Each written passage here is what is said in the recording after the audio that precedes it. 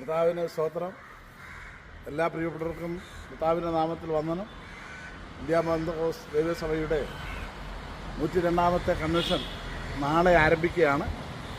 നാളെ ആരംഭിക്കുമ്പോൾ ഞാൻ ആ പന്തലിൽ ഒന്ന് വന്ന് കാണുവാനിടയായി തീർന്നു. വളരെ മനോഹരമായിരിക്കുന്നു. എല്ലാ പ്രാവശ്യത്തിലും വ്യത്യസ്തമായ നിലയിലുള്ളതായ പന്തൽ, അതേപോലെ തന്നെ ഫാനുകൾ, സെറ്റപ്പ് എല്ലാം നല്ല നിലയിൽ സെറ്റ് ചെയ്തിരിക്കുകയാണ്. എല്ലാം വളരെ നല്ല സെറ്റപ്പിലാണ് കാര്യങ്ങൾ. ആത്മീയമായ നിലയിലും എല്ലാ പ്രാവശ്യവും വ്യത്യസ്തമായ രീതിയിലുള്ളതായ ആത്മീയമായ ഉണർവും അനുഗ്രഹം ഉണ്ടാകും.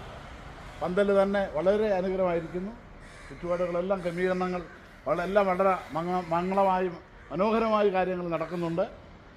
എല്ലാ ക്രമീകരണങ്ങളും പൂർത്തീകരിക്കപ്പെട്ടു. ഇനിയും നാളത്തെ വൈകുന്നേരത്തിന് വേണ്ടി കാത്തിരിക്കുകയാണ്. ആകയാൽ എല്ലാ ദൈവമക്കളും ഇതിനുവേണ്ടി സഹകരിക്കുന്നുണ്ട്.